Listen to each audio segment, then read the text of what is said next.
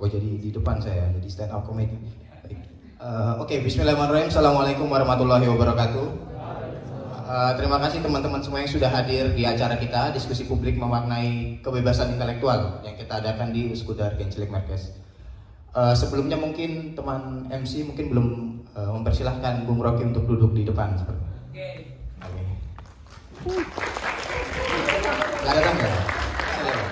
Oke, terima kasih. Sambil berjalan juga kita kenal Bung Rocky Gerung.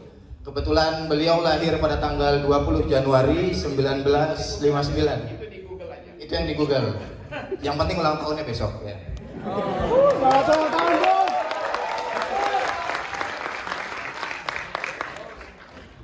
Diteruskan ya. Di Wikipedia banyak ya, jadi kita langsung singkat. Beliau mendirikan Setara Institute. Kalau teman-teman tahu itu institut yang cukup moderat dan progres di zamannya sampai sekarang ya Bung ya.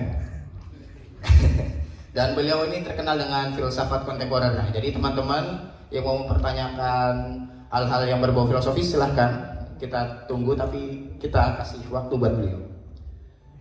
Mungkin kenapa kita melatar belakangi judulnya kebebasan intelektual. Mungkin ini kan teman-teman lagi belajar semua kebanyakan dan lagi studi. Mungkin sedikit ya prolognya dari saya. Kita tuh sadar bahwa kita ini adalah hewan yang berbicara. Menurut Ibnu Khaldun mungkin dalam mukadimah ya Prof, saya izin. Al-insan hayawanun natik. Jadi manusia adalah orang yang berbicara gitu. Hewan ya. Jangan salah ya. Semoga nggak salah. Nah di sini kita tuh pengen tahu gitu bagaimana sih batas-batas kebebasan intelektual yang kira-kira bisa kita eksplor gitu. Karena implikasinya nanti gitu kan. Ini kan teman-teman semua kan sekolah dan pasti akan berkiprah di masyarakat gitu. Terserah nanti masyarakat Indonesia ataupun masyarakat di kancah global. Kita ini pengen tahu bagaimana kita dapat menggunakan kebebasan kita secara intelektual dengan bertanggung jawab seperti itu. Dan bagaimana pendidik gitu, mungkin nanti guru dapat menumbuhkan lingkungan yang mendorong wacana yang terbuka dan dengan perspektif yang beragam gitu. Karena kita tahu ya kebebasan akademik itu kadang-kadang sebuah wacana yang muncul yang diharapkan agar berkembang ilmu pengetahuan dan teknologi. Tapi kadang-kadang di negara kita sering terjadi pembatasan-pembatasan seperti itu. Nah ini telah hadir bersama kita Prof. Rocky Gerung ya, atau Muhammad Rocky Gerung ya. Kan banyak ya, beliau ngasih nama sendiri ya. Bersama kita akan berbagi wawasan dengan kita. Setelahnya nanti kita akan laksanakan tanya jawab seperti itu. Waktu dan tempat kepada beliau kami persilahkan. Oke teman-teman, terima kasih karena saya tidak diundang di sini, saya dibajak. Dibajak Pak. Dan sangat bagus kalau kita bisa mengucapkan beberapa hal yang tidak mungkin kita bahas di wilayah politik. Di tempat di Jakarta orang bicara panjang lebar tentang politik, tapi tanpa fondasi intelektual. Itu yang jadi problem kita. Akibatnya apa? Akibatnya politik jadi semacam tukar tambah material, bukan tukar tambah gagasan atau konseptual. Itu yang menyebabkan kita terjerembab di dalam lorong gelap kekuasaan. Dan kita tidak lagi merasa bahwa ada demokrasi di Indonesia itu.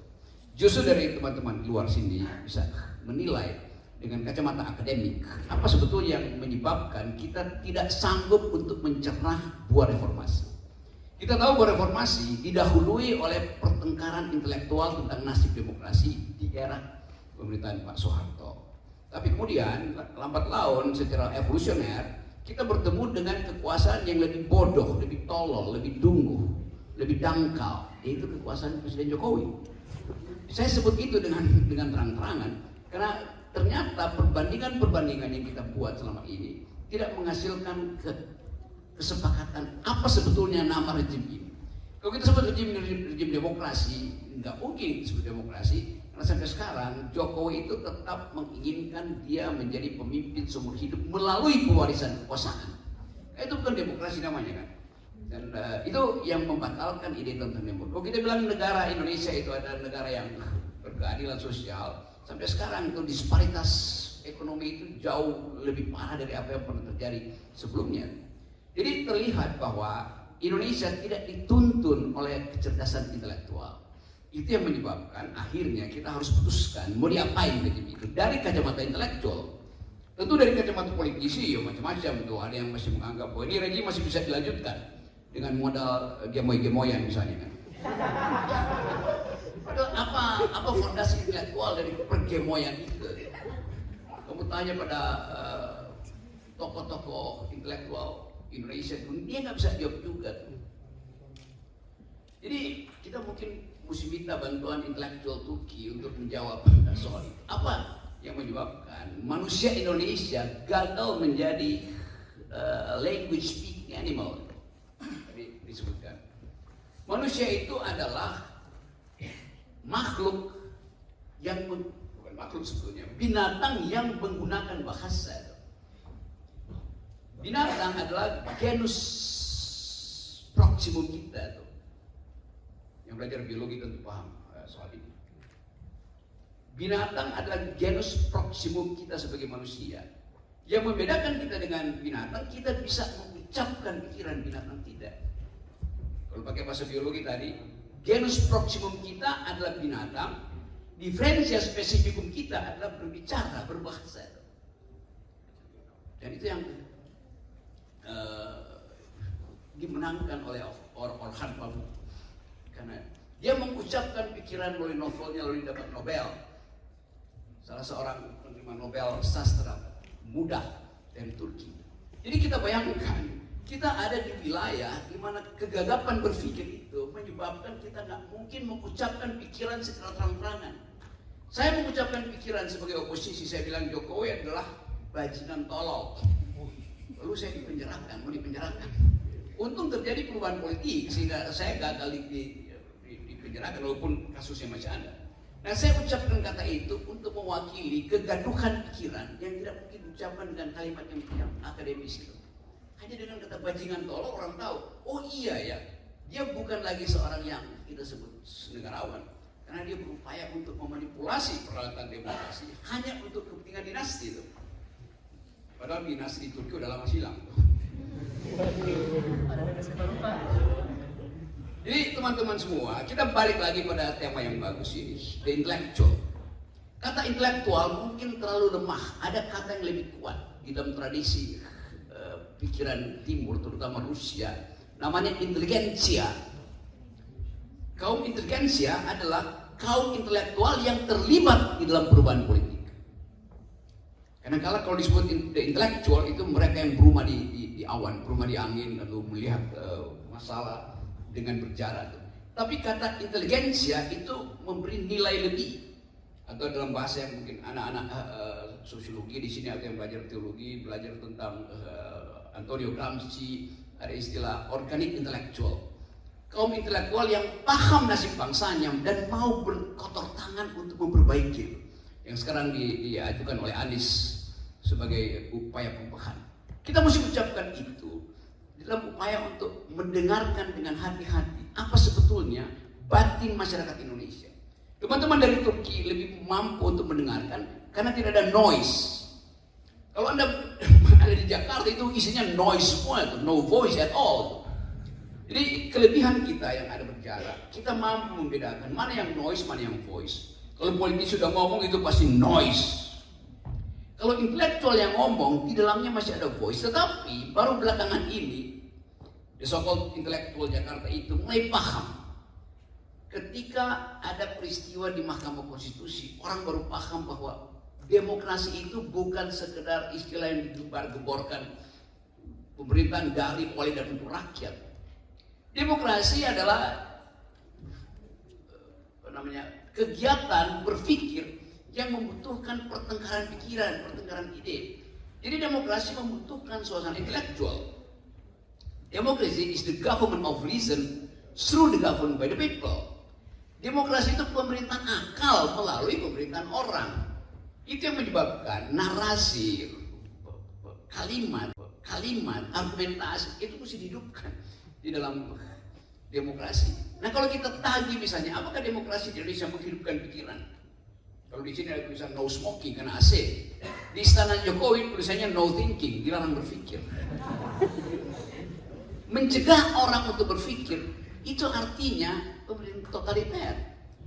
Apa fungsi pikiran? Fungsi pikiran adalah memberi kritik. Dasarnya itu. Jadi kalau ditanyakan apa hubungan intelektual dengan demokrasi? Intelektual fungsinya memberi kritik, bukan memberi dukungan. Apa itu kritik? Kritik artinya mengurai. Jadi kalau setiap kali ada protes dari kalangan buzzer Jokowi, Anda Rocky Gerung atau teman-teman PPI kasih kritik, mesti ada solusinya dong. Dan kalau bisa kasih kritik yang membangun itu. Lo kritik itu justru untuk membongkar, bukan untuk membangun. Kan ngaco pikirannya kan. Jadi kalau Anda tidak bisa kasih kritik yang membangun, maka Anda tidak boleh kasih kritik. Kalau begitu kita nggak boleh bongkar dong. Kritik artinya membangun. Kritik itu kriteria itu sama dengan istilah analisis, membongkar anatomi itu, menguraikan, itu namanya kritik. Apalagi kalau dibilang kasih solusi. Kita sebagai intelektual, saya dosen, memberi kritik untuk menerangkan ada yang nggak beres. Pak Rocky kasih solusi dong. Kurang ajar, saya gaji menteri-menteri dan presiden kok saya disuruh cari solusi lagi kan? Dia ngapain di situ kan? Kita bayar pajak, tapi kita disuruh cari solusi. Justru kita bayar pajak supaya kita bisa ongkang-ongkang kaki dan kabinet itu yang bekerja buat kita, bukan kita yang mencari mereka solusi kan? Tapi oke lah kalau kita bilang menurut kajian akademis solusinya adalah maksulkan Jokowi, impeach Jokowi, turunkan Jokowi, ganti kabinet. Oh jangan begitu dong. Loh, kalau begitu apa yang Anda mau? Kalau kritik intelektual itu kasih kritik yang jangan kasar, jangan sembrono itu. Kalau itu kita tanya apa kriterianya, jangan kasar. Anda tahu sendiri. Terus kalau saya tahu sendiri, saya kasih tahu bahwa kritik yang paling bermutu yang diucapkan dengan kekasaran yang maksimal. Itu dasar. Tapi jangan kasar. Kalau begitu, kritik yang paling bermutu adalah jangan kritik. Kalau nggak boleh kritik dengan umpatan. Kan di dalam demokrasi, ucapan itu tidak mungkin menyakiti orang. Yang bisa menyakiti orang adalah tonjokan. Kalau saya ucapkan sesuatu yang menyakiti orang, itu artinya personal. Maka saya boleh dilaporkan. Kalau saya kritik pejabat publik, nggak ada personal di situ. Ini soal kebijakan. Kenapa dia tersinggung misalnya? Kenapa menteri mesti tersinggung kalau saya kritik? Kenapa menteri harus tersinggung kalau ketua PPI Turki kritik? Kenapa presiden mesti tersinggung? Dia itu bukan orang, dia fungsi. Dia lembaga, dia institusi. Dia tidak boleh tersinggung. Dia boleh tersinggung kalau saya kritik pribadinya. Misalnya saya bilang, Jokowi buruk sebagai kepala negara, tapi bagus sebagai kepala keluarga. Itu rasanya sebagai kepala negara dia buruk, sebagai kepala negara dia bagus, karena dia beternak politisi di dalam keluarganya sendiri kan. Jadi terjadi. Kalau orang bilang nggak ada dinasti di dalam politik Jokowi, memang nggak ada dinasti di situ. Dinasti itu darahnya biru. Yang dilakukan Jokowi darahnya kotor. Nggak ada dinasti berdarah kotor. Apakah Jokowi melanggar konstitusi dengan menyuruh Gibran jadi wakil presiden? Gibran itu anak kecil, Kaisang anak kecil, mestinya dilindungi, jangan disuruh bermain politik tempat orang dewasa. Jadi Jokowi tidak melanggar undang-undang dasar, dia melanggar undang-undang perlindungan anak. Mestinya begitu kita ucapkan asal usulnya. Jadi sekali lagi kita ada dari kejauhan, tapi mental kita selalu ingin tahu apa nasib Indonesia setelah 14 Februari 2024. Kenapa? Mesti kita bicara dengan sekarang. Karena Anda di Turki mesti tentukan Anda mau balik ke Indonesia apa enggak. Bagaimana kalau Anda balik ke Indonesia tiba-tiba wakil presiden aja yang akan nyambut saudara ada Gibran. Saya bisa bayangin bagaimana kekacauan saudara. Saudara membayangkan saudara pulang ke sana ke Indonesia dan saudara bertemu dengan satu kabinet baru yang di dalamnya ada pertengkaran intelektual tentang nasib IKN, tentang nasib carbon trading, tentang nasib industri nikel, tentang apakah IKN itu harus diubah desainnya sehingga teman saya tadi yang belajar arsitektur si Alfa, si Al ini mau rubah itu dari tradisi ini. Saya nggak tahu IKN itu pakai gaya apa di situ. Mediterranean, Yunani atau Gotik atau campuran antara istana Solo dan istana Istanbul.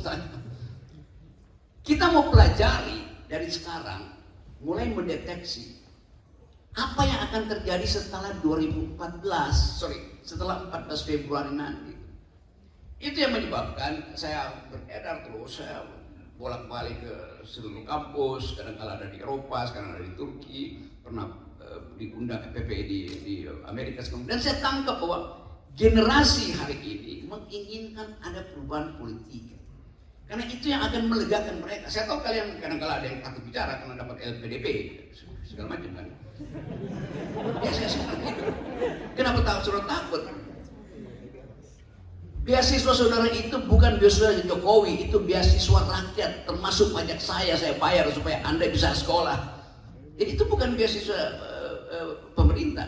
Itu dulu beasiswa presiden. Waktu SBY itu dinamakan dulu beasiswa presiden. Sehingga ada jumlah uang yang di-keep untuk tidak boleh diambil hanya untuk bayar beasiswa orang-orang yang ingin belajar. Lalu diubah menjadi beasiswa negara. Kenapa? SBY merasa nanti dianggap beasiswa saya. Pak SBY benar, itu beasiswa negara artinya uang rakyat. Tapi sekarang dirumus-rumuskan, kalian masuk Indonesia di luar negeri, tolong hormati dong, kalian kan dapat LPDP dari Jokowi ya. Itu dari mana cerita Jokowi bisa kasih beasiswa untuk saudara? Dia kepala negara, karena itu dia berhak untuk memberi beasiswa karena mengumpulkan uang rakyat. Jadi itu pun seringkali membuat intelektual yang diaspora ini takut untuk bicara. Nah itu udah memperlambat kita menemukan kembali Indonesia. Kalau saya balik pada ide awal Republik, Republik ini didesain oleh kalangan intelektual, mereka yang berpikir. Yang kadang-kala lulusannya SMA. Haji Agus Salim orang yang paling pintar berdebat di PBB dan bisa mengalahkan diplomat dunia, hanya lulus SMA. Sultan Syahrir tidak pernah lulus dari Leiden, tapi jadi Perdana Menteri paling muda dan mampu bertengkar di forum PBB. Semua kita ada mengerti mereka itu. Buya Hamka itu lulusan SD tapi bisa membuat novel yang imajinasinya melampaui zaman itu. Siapa lagi? Natsir. Semua mereka pembaca buku, bukan pembaca komik. Kita ingin kembali menemukan kembali genealogi negeri ini yang basisnya adalah intelektual. Bung Karno sendiri adalah seorang intelektual.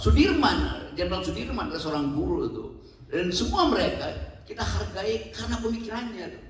Sekarang kita bertemu dengan pemimpin-pemimpin yang kalau Anda berdiri di atas menara mungkin ada drone, kalau ada semacam Bukit Sulaiman di Jakarta kita lihat dari atas itu kok yang mondar-mandir di Monas itu ada orang-orang tapi dengan kepala kosong.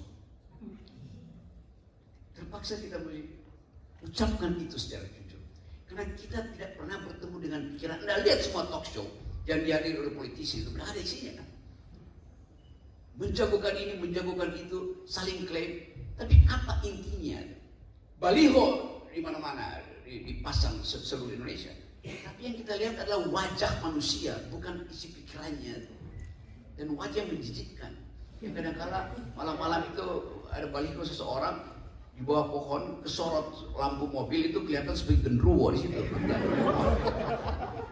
Jadi Anda akan menemukan ide baru ketika Anda punya jarak dengan Jakarta. Tapi jarak itu adalah jarak akademis.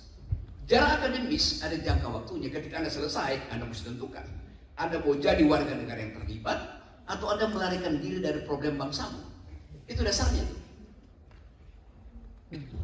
Semacam upaya untuk mencari ide apa sebetulnya akar kebangsaan bangsa ini. Seperti novel-novel orang-orang bambuk yang berupaya untuk mencari Turki itu basis kebudayaannya apa, identitas primernya apa.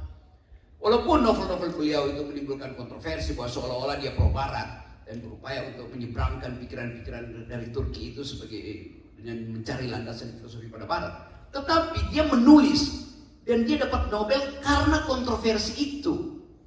Itu artinya ada duel pikiran, regain, kita reinventing our past yang isinya adalah pikiran-pikiran kebebasan.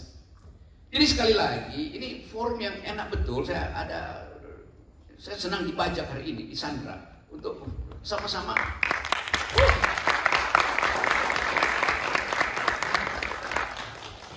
bicara dengan teman-teman di sini tentang masa depan kita, masa depan Anda sebetulnya. Jadi sekali lagi itu dasarnya kenapa kita harus terus mengupayakan modal kecil yang sudah diucapkan oleh teman-teman mahasiswa dari sini. Kita amplifikasi supaya tiba pada FPI di Jerman yang kadang-kala ragu untuk bicara tajam, apalagi yang ada di Belanda segala macam itu khawatir. Jadi dibutuhkan semacam community of critics, komunitas pengkritik, supaya ide dasar bernegara tetap terpelihara di dalam kondisi intelektual. Saya kira itu pelajaran dari forum ini.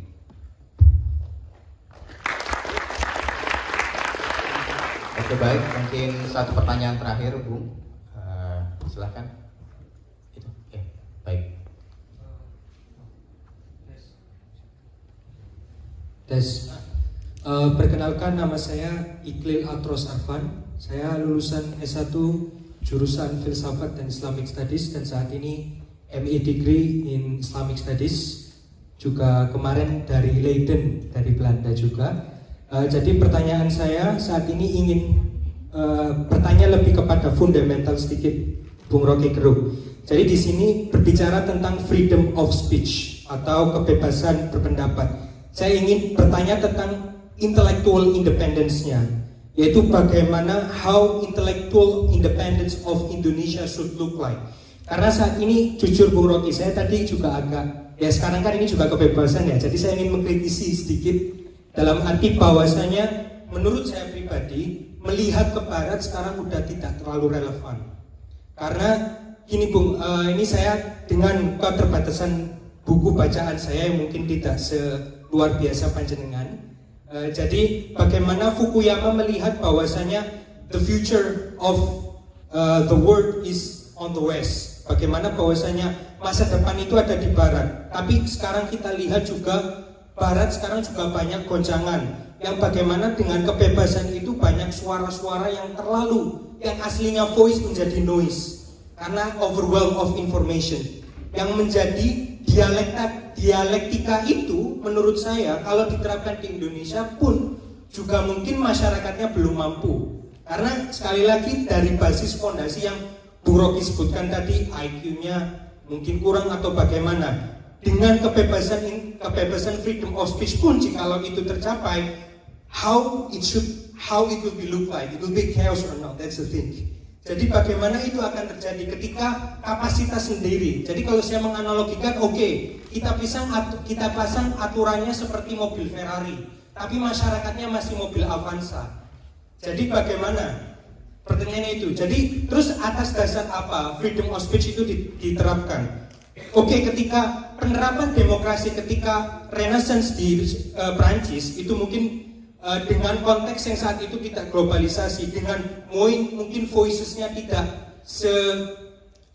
sebanyak saat ini, yang mungkin saat itu juga ketika saat ini globalisasi dengan voices di semua sisi keluar dan dengan atas nama freedom of speech, yang ketika Indonesia sendiri tidak memiliki independensi, intelektual independensi, bagaimana aturannya, bagaimana bahasa kasarnya mereka memberi identitas kepada diri mereka sendiri, kepada Indonesia itu sendiri. Contohnya Om, di Turki sendiri bagaimana dialektika itu muncul ketika tadi dibahas tentang Tanzimat. Tentang Tanzimat Turki sendiri saat itu ketika masa sebelum Tanzimat pun juga berpikir bagaimana identitas Turki should look like. Oke, ketika awal menggunakan sistem Utsmani, otomatis berbasis dasar atas Islam. Kemudian muncul wacana-wacana Eropa, dia mulai mengganti, oke, sekarang kasta-kasta sosial kita rubah, bukan Islam dengan kafir dhimmi atau kafir yang dilindungi, tapi dirubah menjadi Ottomanisme. Ketika Ottomanisme berubah lagi menjadi sekarang Republik Turki, sekarang dengan Bapak Presiden Erdogan juga berubah lagi. Otomatis dialektika ini yang tidak, menurut saya di Indonesia kurang di sini, karena Indonesia terlalu fluid, terlalu encer, yang identitasnya itu mau niru siapa. Jadi sekarang ketika bagaimana batasan-batasan kebebasan itu sehingga nanti kemudian pemimpin Indonesia yang kemudian memimpin ke depannya bisa menciptakan lingkungan yang katanya Bung Rocky lebih sejahtera dan seterusnya.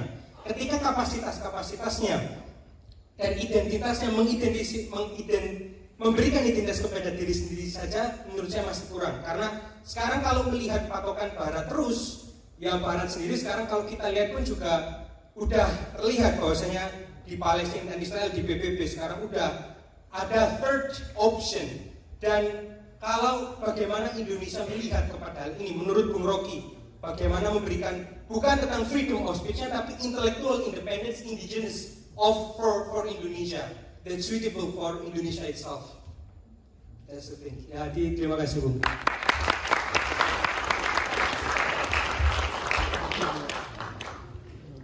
Ada gerak peradaban yang kita baca, baik ditulis oleh Thucydides dari Barat atau ditulis dengan cara yang lebih sublim oleh Ibnu Khaldun. Kan kita belajar dari semua pemikir Barat maupun Timur. Kita tahu bagaimana Orhan Pamuk diadili karena dituduh pro Barat. Dan karena tekanan internasional lalu dibatalkan. Tapi kemudian dibuka lagi kasusnya dan dia kena penalti, harus bayar denda karena mengolok-olok nasionalisme Turki itu. Tetapi itu terjadi karena ada persaingan pikiran yang sehat yang dimungkinkan untuk diucapkan melalui pers. Basis dari pertengkaran itu adalah upaya untuk melihat genealogi dari peradaban. Apakah betul demokrasi itu datangnya dari Barat? Satu waktu problem itu diajukan oleh seorang wartawan pada seorang filsuf Prancis namanya Jean-Jacques Rousseau. Wartawan itu bilang begini, Pak Rousseau, apa yang menyebabkan demokrasi itu gagal di Roma tahun 100, padahal Roma itu sudah jadi republik demokratis? Rousseau jawab dengan cara yang agak satir. Dia bilang begini, demokrasi itu atau kebebasan itu ibarat buah, sangat baik buat kesehatan manusia, tapi hanya lambung yang sehat yang mampu mencernanya. Jadi kita bertanya, lambung macam apa yang dimiliki oleh Roma sehingga gagal mencerna demokrasi? Lambung macam apa yang dimiliki oleh Jokowi sehingga gagal mencerna demokrasi misalnya? Hal yang sama bisa ditanyakan pada siapapun. Jadi selama percakapan argumentatif yang menjadi desain utama dari manusia dibatalkan, maka demokrasi juga batal. Kan selalu ada human condition, anthropological notes terhadap demokrasi, bahwa diperlukan percakapan dialektis. Dan itu ada di mana-mana itu. Evolusi itu yang kemudian kita tangkap sebagai perkembangan zaman. Bahwa nanti soal-soal itu kemudian dimanipulasi oleh kepentingan persaingan ideologi timur barat, itu soal yang dulu kita sebut sebagai the clash of civilization itu. Nah, kita sekarang ada di dalam satu cara baru untuk melihat dunia. Hari ini ada pertemuan di Davos, tempat para kapitalis berkumpul untuk menentukan nasib infrastruktur, nasib investasi, nasib financial market dunia. Tapi saya perhatikan sejak kira-kira 3-4 tahun lalu, semua pertemuan di Davos yang jadi sumber istana kapitalis mulai berubah pikiran karena ada krisis lingkungan. Mereka mulai berpikir, tidak mungkin dunia ini tumbuh di dalam keadilan kalau growth, pertumbuhan masih dijadikan mesin ekonomi. Sekarang mulai bicara tentang degrowth. Pergi lagi pada ide tentang kooperasi, tentang kesetaraan manusia. Mulai melihat nilai-nilai keadilan itu dalam versi ekonomi Islam misalnya. Jadi ada percakapan di situ. Jadi bagi saya yang penting ada percakapan. Kita nggak tahu bagaimana itu diucapkan nanti dalam forum-forum internasional. Tetapi ada pemahaman bersama bahwa dunia ini mesti dilihat bukan lagi barat dan timur, tapi satu planet yang sedang tenggelam. Nah, itu saya kira ide environmental ethics, ecological modeling dibuat di mana-mana untuk menghasilkan pertarungan ide baru. Kita mau anggap ini bangsa atau ini planet. Kita mau lihat negeri ini di dalam peta yang pernah dibuat oleh siapa penemu Amerika itu, oleh Columbus misalnya, atau oleh petualang sebenarnya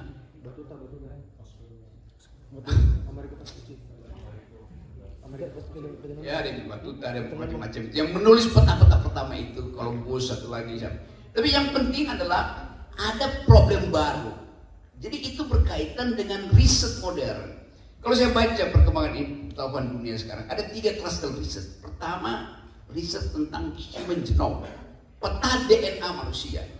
Kan dengan cara itu diterangkan, oh Anda punya kecenderungan otoriter karena cara nenek moyang Anda itu makan daging. Anda punya kecenderungan untuk moderat karena darah Anda A, artinya agriculture, nenek moyang Anda itu yang makan dedaunan. Kira-kira begitu poinnya kan. Dan peta human genome itu udah selesai kira-kira sejak 1 dekade selesai. Sehingga saya bisa tahu, walaupun asal usul saya misalnya dari Sulawesi tadi, tapi nenek moyang saya mungkin datang dari semak-semak Afrika, namanya Bushman itu. Ada yang mungkin datang dari Tibet, segala macam. Tetapi yang penting adalah kita mengerti asal usul kita. Tentu ada identitas yang dipromosikan secara kultural, tapi identitas genetik kita sudah selesai dipetakan. Dan perkembangan-perkembangan yang terjadi 40.000 tahun yang lalu dengan mudah kita masukkan. DNA saya bisa, ya warna kulitmu hitam, tapi Anda sebetulnya DNA-nya ada orang Cina itu. Itu yang menyebabkan kita berpikir tentang kehidupan bersama di planet. Itu riset pertama ya, tentang human genome. Ada riset kedua tentang apa yang disebut big data itu, yang memungkinkan dengan peta kecil di komputer kita bisa tahu motif Anda membeli produk Zara, motif Anda untuk masih membeli Levi's, segala macam itu. Karena konsumsi Anda diatur oleh emosi sesaat Anda ketika melihat iklan, lalu dipetakan melalui handphone Anda, lalu dibaca sebagai big data. Dan itu yang dikendalikan oleh para penentu konsumsi Anda kan. Riset itu juga berlangsung untuk memanipulasi pikiran manusia dalam bidang politik. Itu yang kita tahu hari ini. Ada riset ketiga, artificial intelligence, yang mungkin masih akan berlangsung lama. Tapi satu waktu kita akan bayangkan mungkin 2020, ya mungkin 2028, 4 tahun dari sekarang, sebagian Anda yang ada di sini adalah robot yang ingin mendengarkan nasib dia di tengah-tengah sisa-sisa kehidupan manusia. Kan kita mesti bayangkan bahwa dunia ini tidak diciptakan hanya untuk manusia. Terlalu arogan kalau kita membayangkan bahwa manusia adalah penghuni perennial dari planet ini. Mungkin era kita sedang berakhir, akan ada makhluk baru yang mesti kita sediakan juga tempat bagi mereka. Jadi krisis-krisis ini membuat kita berpikir ulang. Anda baca tentang Yuval Sapiens segala macam, Anda baca segala hal yang berhubungan dengan masa depan. Tetapi di depan kita masih ada orang semacam kelompok kanan di Perancis, Le Pen. Masih ada orang yang paling rasis di Belanda yang berupaya jadi Perdana Menteri, siapa namanya itu?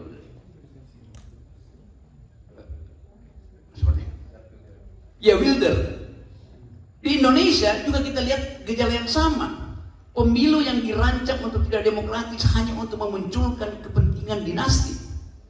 Jadi kelihatannya dunia ini sedang diacak-acak oleh kekuatan yang boleh kita sebut keinginan untuk menata ulang tuh kehidupan demokrasi. Nah, kalau saya baca literatur hari-hari ini, seluruh pemikir dunia menganggap demokrasi sedang ada dalam ancaman tuh. Nah, kita berupaya untuk memahami ancaman buat Indonesia itu apa kira-kira. Nah, dari situ ide-ide dasar untuk menghasilkan kembali pikiran-pikiran seperti pikiran konvensional yang basisnya adalah agama, yang basisnya adalah local wisdom dimunculkan kembali. Tapi tetap idenya ada dalam rangka percakapan, bukan dalam rangka memaksakan. Karena tetap saya selalu ada dalam pikiran bahwa pengetahuan itu dan ideologi selalu dalam kondisi ongoing in the making. Bahkan dia selalu ada dalam keadaan oscillating, tidak menetap. kita hanya boleh membaca gejala itu. Kita tidak bisa pastikan bahwa nasib dunia akan kembali pada sosialisme, nasib dunia akan diakhiri dengan sistem Islam, nasib dunia akan pindah dari kerajaan atau dari demokrasi pindah lagi pada kerajaan. Tetapi kita ikuti ritme itu. Dan saya pikir teman-teman di Turki mengerti itu karena ada betul-betul pindah dari Asia ke Eropa, dari Eropa ke Asia hanya dalam 20 menit di perang jembatan. Oke Bung, terima kasih. Pertanyaan terakhir tadi sudah masih ada waktu, kita cukupkan. Baik. Apa demokrasi relevan, Om? Kenapa? Apa demokrasi masih relevan untuk ke depan menurut jenengan? Pokoknya bukan apakah demokrasi relevan, seberapa besar kemampuan kita percaya pada demokrasi dan kita bela dia, seberapa besar kita menganggap ada alternatif di luar demokrasi. Kan tetap kita mengerti bahwa demokrasi bukan, bahkan semua pemikir dunia menganggap demokrasi bukan sesuatu yang tersedia untuk dielulukan sebagai bagian yang final dari sistem politik kita kan. Saya nggak percaya yang dimaksud dulu oleh Francis Fukuyama bahwa demokrasi adalah akhir dari dunia gitu kan. Kan itu yang akhirnya dia batalkan sendiri juga. Francis Fukuyama yang bikin teori itu setelah mengolok-olok Hegel dan memakai ulang pikiran-pikiran Alexander Kojève itu. Saya baca itu panjang lebar tuh. Ya. Baik, pertanyaan terakhir mungkin silakan.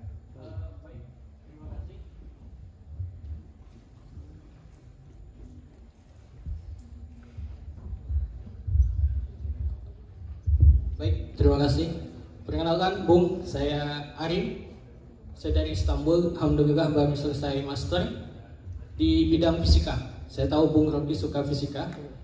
Dan kemudian yang saya ingin tanyakan adalah mengenai temanya bagus dan Bung Rocky memulai dengan sangat bagus, yaitu tentang intelektual dengan tokoh-tokoh kita, Hamka, Natsir dan lain sebagainya. Yang saya ingin tanyakan, dari 3 paslon ini siapa yang tidak berintelektual? Jangan disebut namanya.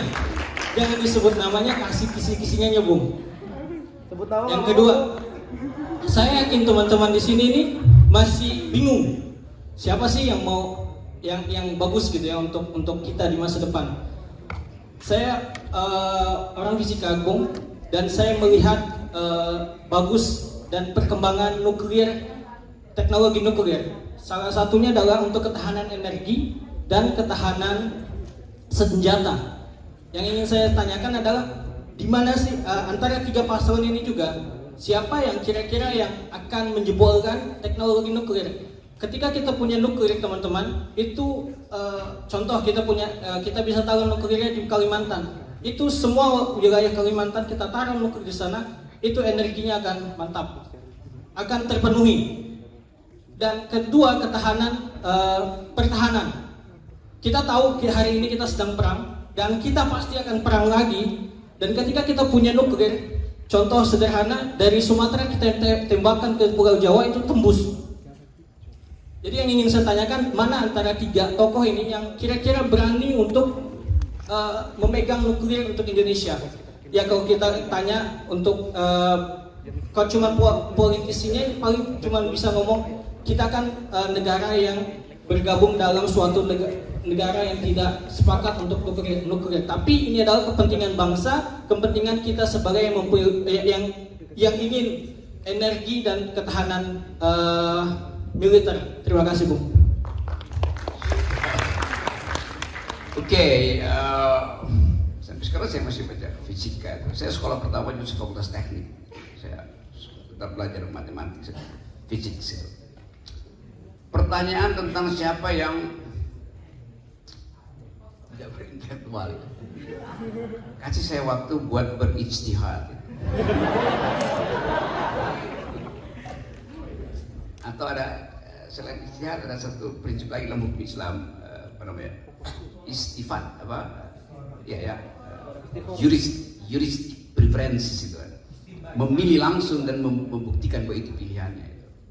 Istihad kita mesti